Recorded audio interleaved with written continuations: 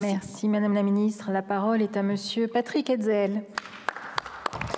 Merci beaucoup Madame la Présidente. Madame la Ministre, en France, comme vous le savez, les établissements d'enseignement supérieur privés accueillent une part croissante des étudiants de l'enseignement supérieur, contribuant d'ailleurs par cela à absorber la hausse des effectifs qui existe aujourd'hui de manière générale dans l'enseignement supérieur.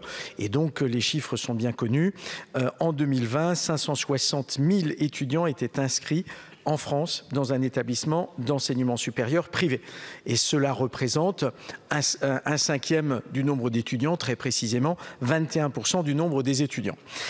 Alors que les pratiques trompeuses de certains établissements d'enseignement supérieur privés avaient pu susciter un certain nombre d'interrogations et avaient conduit à un meilleur encadrement par l'État, lorsque l'on fait un petit zoom arrière, on s'aperçoit que le législateur avait décidé d'une labellisation très claire des établissements privés dont la qualité des formations était évaluée et certifiée par l'État en conférant en fait le fameux statut d'ESPIG, c'est-à-dire établissement d'enseignement supérieur privé d'intérêt général.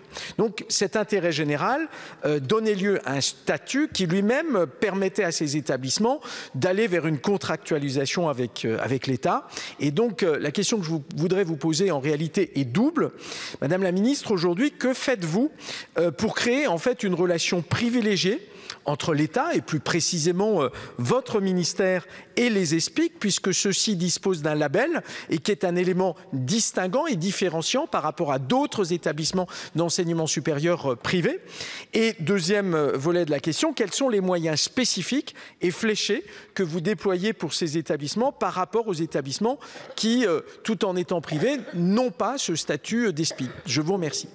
Merci Monsieur le député. Madame la Ministre.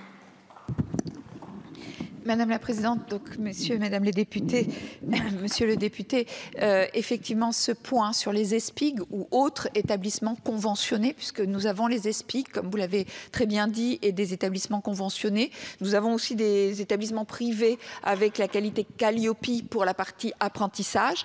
Donc effectivement des établissements privés avec des labels, avec des relations privilégiées.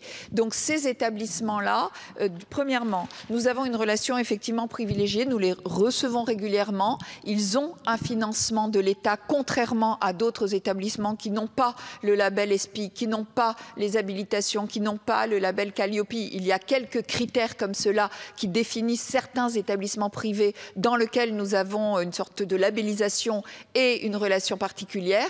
Et actuellement, nous avons un groupe de travail au niveau de la Direction générale de l'enseignement supérieur et de l'insertion professionnelle pour regarder justement la diversité de ces établissements privés, tout en favorisant bien sûr et en pouvant les identifier par rapport aux parents d'élèves et aux élèves, ces établissements dans lesquels nous avons une relation particulière, un fléchage de moyens particuliers et une relation permanente avec des labellisations particulières. Et je pense que ce point est vraiment capital aujourd'hui, encore plus qu'avant.